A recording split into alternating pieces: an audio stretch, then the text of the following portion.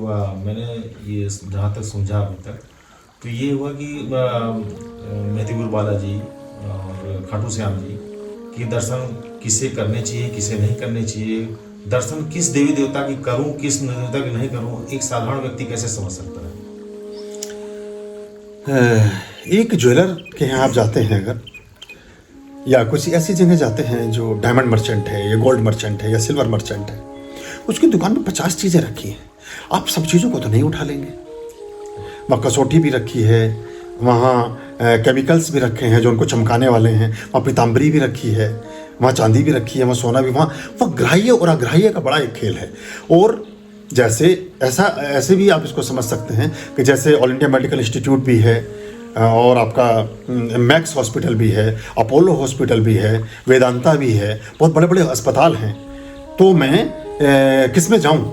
तो मैं कहूँगा कि जैसा आपका रोग हो। अगर आप हृदय के रोगी हैं तो सादा फोर्टिस या मैक्स को या ऐसे अस्पताल को चूज कर लें जो जिसका स्पेशलाइजेशन हो। आपका ब्रेन और ऐसी कोई चीज़ है तो साहब वेदांता या किसी और को चूज कर लें।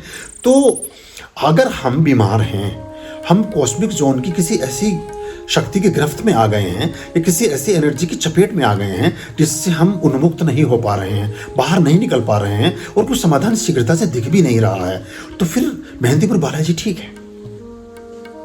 क्योंकि सीधे सीधे तौर पर कहा जाता है कि जिनके ऊपर कोई ऊपरी बाधा होती है, भूत प्रेत ऐसी कोई चीज़ है, उनको मेहंदीपुर बालाजी जाना चाहिए। वो ASI का एक टेस्टिंग का मार्का है।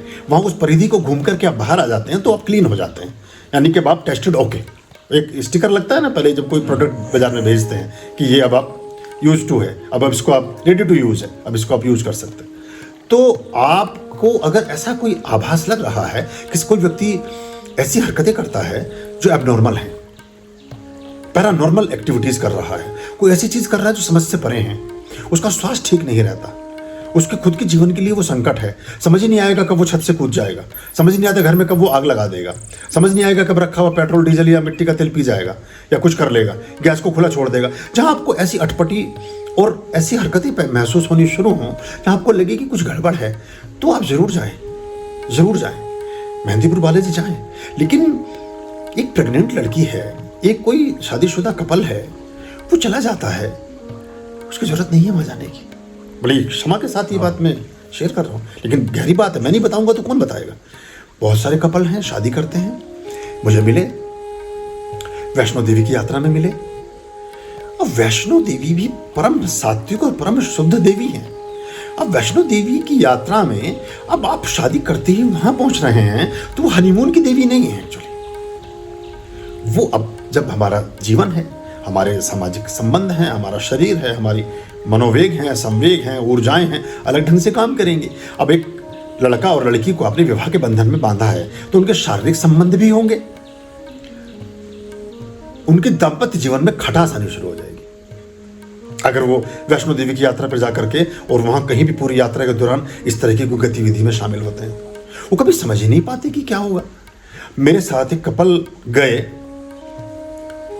जब उन्होंने यात्रा कर ली, साथ तो नहीं गए, लौटते हुए साथ हो गए, तो उन्होंने मुझसे शेयर किया, लेकिन तब तक वो बहुत सारे काम कर चुके थे अपनी। जो भी एक आदमी की शादी हुई है तो जो उसके प्रोसेसर होते हैं, हमारे घर वालों की भी अकल में नहीं आती ना इस बात को, सब चीज़ों को कुछ भी शुरू कर देते हैं करना कि अभी शादी हुई तो वो सोचते हैं कि हम कहीं इनको ऐसी जगह ना भेजें, हम इनको हनीमून पैकेज के रूप में वैष्णो देवी भेज देते हैं। वैष्णो देवी भेजिए पहले, या फिर उनको समझा करके भेजिए और उस तरह से भेजिए कि वो जब साधना में जा रहे हैं तो साधना करिए। केदारनाथ आए तो केदारनाथ की यात्रा करिए, वहाँ वो हनीमून प्लेस नहीं है, वो पिकनिक स्पॉट नहीं है। या और एक काम करते हैं, बहुत सारे लोग मॉरिशस या ऐसी जगह, मॉरिशस मारीच की जगह थी, वो मामा मारीच की जादुई जगह है, और साउथ अफ्रीका का एक स्थान, बहुत सुंदर जगह है, बहुत अच्छी है, घूमने के लिए अच्छी है। हनीमून कपल्स में होता क्या है, शादी के तुरंत बाद स्त्री कंसीव करती है बच्चों को, तो किस धरती पर बीजारोपण हुआ ये बड़ा महत्व का है। आपने कल पूछा था कि अफीम बोएंगे तो अफीम, और तो आपने किस धरती पर कंसीव किया, ये बहुत महत्व करता है, बड़े मायने रखता है। साउथ अफ्रीका भेज दिया, मिडिल ईस्ट भेज दिया, कहीं और भेज दिया, आपको पता ही नहीं चला कि किस तरह की एनर्जी आप कंसीव करके अपने देश में आ गए या अपनी दुनिया में आ गए, या वहां से आने के बाद आपके संबंधी विच्छेद हो गए या कुछ और गड़बड़ हो गई। कोई देवी देवता ऐसा भी नहीं है कि आपके किसी संबंधों से कोई उनको परहेज हो, देवी देवता ने ही, हमें परमात्मा ने वो ऊर्जा दी है जिससे हम शरीर की सभी क्रियाओं में उतरते हैं, जाते हैं। लेकिन उनके विधान हैं, उस चीज़ का तरीका है। बहुत शुद्धतम चीज़ भी अर्पित ही कि दूध को आप भगवान को अभिषेकम करेंगे, दूध का पोछा नहीं लगाएंगे सारे मंदिर में।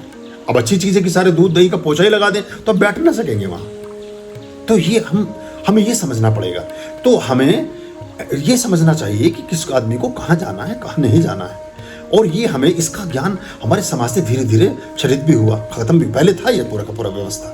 जितने भी हमारे राजा महाराजा थे वो उनके ये देखिए राजपुरोहित की बात आप सुनते हैं, जनक हैं उनके पास भी हैं, राम मतलब दशरथ हैं उनके पास भी हैं, हर एक के पास अपने कुल पुरोहित राजपुरोहित सब अपने अपने एडवाइजर रखते थे। अभी भी हैं, अभी भी मोदी जी हैं, किनको फॉलो करते हैं क्या है, सब सिस्टम चलता है, वो उनकी एडवाइस में चलते हैं।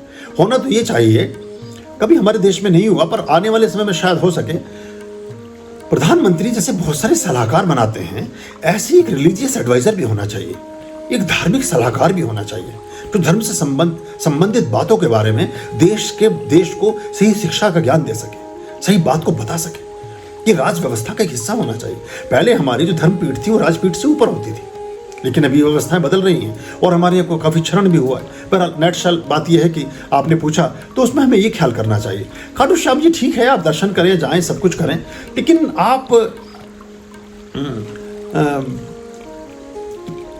अगर सहारा था, पर देखिए हारे का सहारा बाबा श्याम हमारा, अगर सहारा ही था तो हारा क्यों?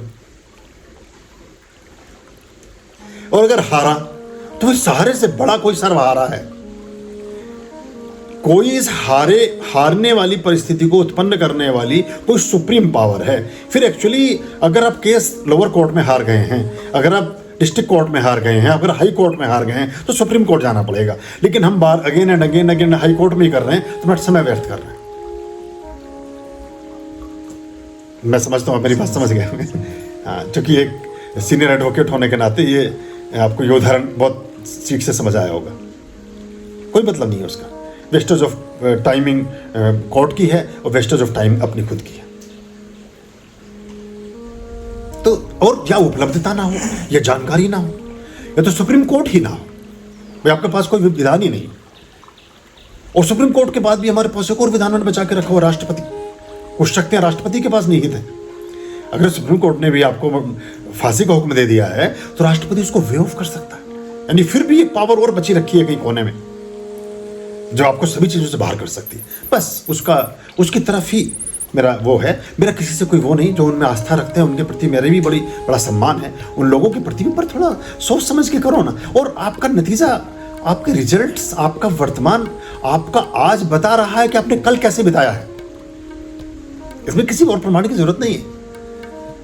अगर हाँ ये चीज़ें काम करती हैं पर ये उस तरह की चीज़ों के बारे में काम करती हैं। अगर कोई शाप से आप अभी शाप से घिरे हुए हैं, किसी ने आपको श्राप दिया हुआ है, शाप विमोचन के लिए आपका काम हो सकता है। आप खाटू श्याम जी चले जाएं। जैसे मैंने कहा कि कोई ऐसी ऊपरी बात है उसके लिए आप मेहंदीपुर बालाजी चले जाएं। लेकिन आप अपना बहुत अच्छा कोई बिजनेस शुरू करना चाहते हैं या कुछ और करना चाहते हो, वहाँ जा रहे हैं तो ईश्वर के ही अधीन है सब।